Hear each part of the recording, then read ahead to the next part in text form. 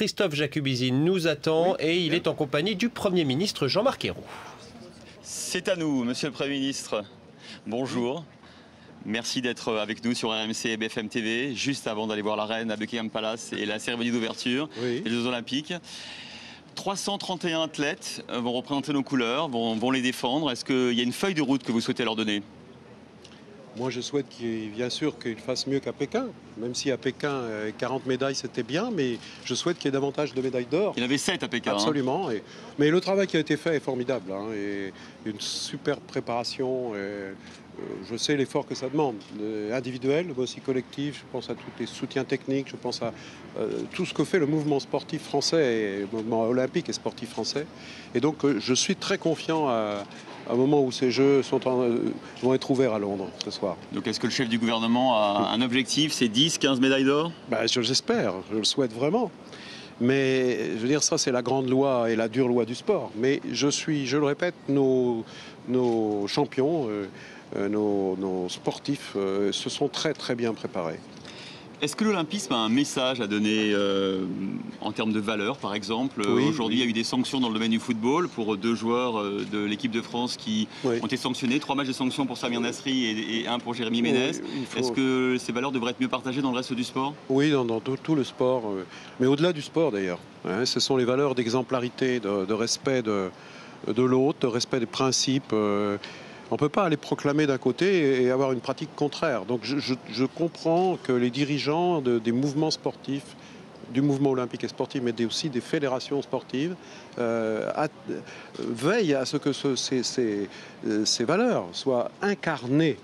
Et parce que comment voulez-vous dire il faut que, à travers l'éducation, dès le plus jeune âge, que soient respectés les droits et les devoirs, si ceux qui souvent incarnent par leur image ne sont pas capables de le respecter eux-mêmes. Donc je pense que ça, c'est la question de l'exemplarité.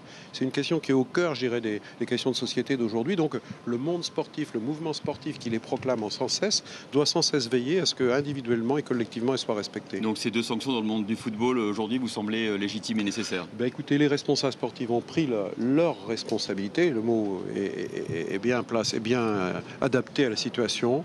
Et je crois que ces décisions sont attendues. Il n'y a rien de tel que l'esquive ou le refus de prendre ses responsabilités. Les dirigeants l'ont fait et je ne peux que les encourager.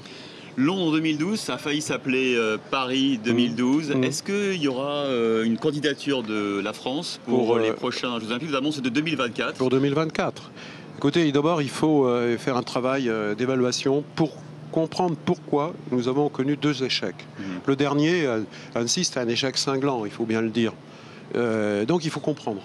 Si on n'analyse pas ça, on va repartir sur de mauvaises bases. Et puis, si on prend la décision d'une candidature pour 2024, il faudra la faire d'abord en ayant une bonne connaissance du paysage, après la décision pour les prochains Jeux.